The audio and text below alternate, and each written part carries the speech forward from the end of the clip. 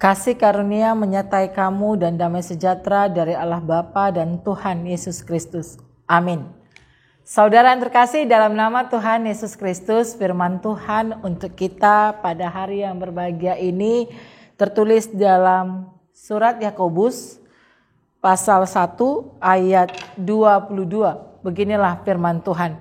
Tetapi hendaklah kamu menjadi pelaku firman dan bukan hanya pendengar saja, sebab jika tidak demikian, kamu menipu diri sendiri. Saudara yang terkasih, mungkin saudara pernah mengalami seperti yang saya alami. Ketika kita mendengar pengkhotbah ini akan berkhotbah di satu tempat dalam suatu acara, kita itu langsung punya inisiatif, langsung mikir, aku harus ke situ.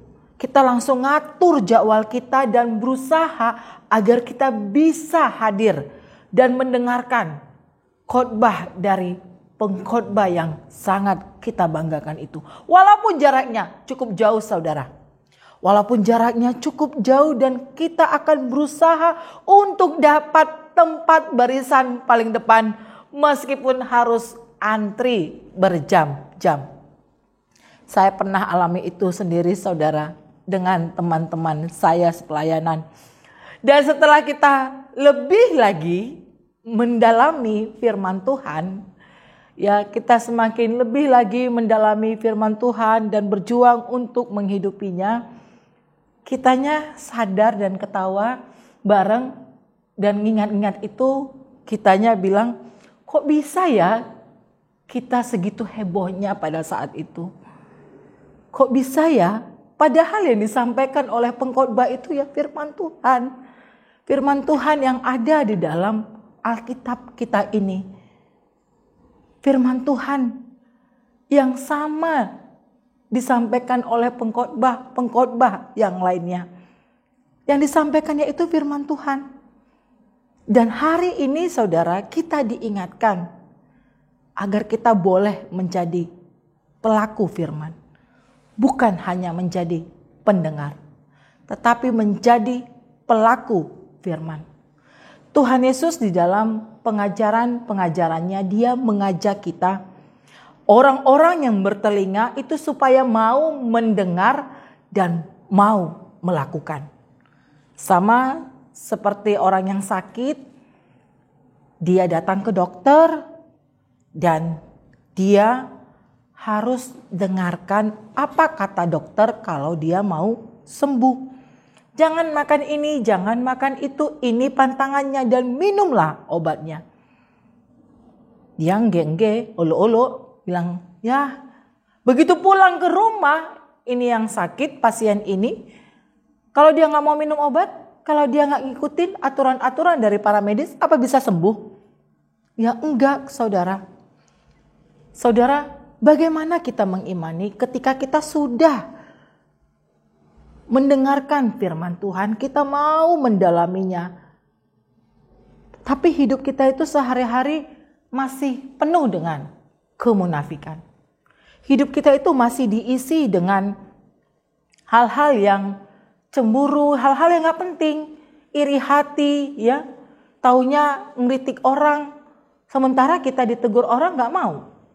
Ya, kitanya itu kok bisa ya ada orang seperti ini? Kemana ya semua firman Tuhan yang dia dengar? Apa itu hanya didengar, lalu itu menjadi satu hal yang mau dihebat-hebatkan sama orang lain? Enggak kan saudara? Itu enggak penting.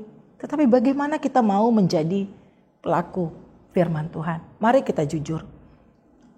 Kita mau punya komitmen dengan kesungguhan hati, kita mau mengubah diri kita.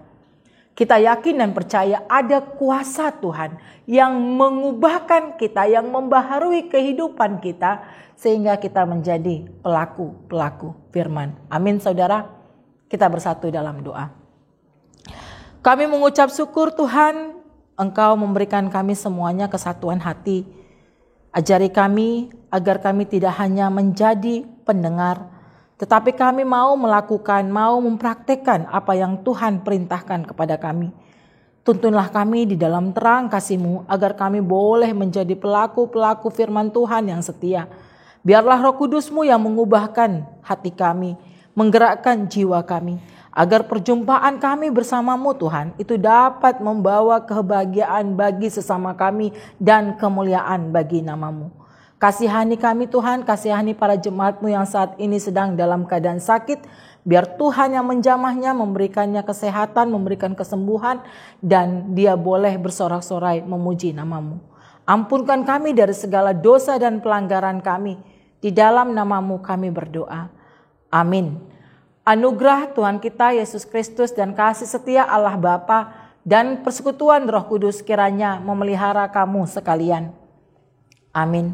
Saya panudang di dalam panguluan, naik unang liu behang, daun dohot amagoan, aparitean diham, tuhasonangan situ.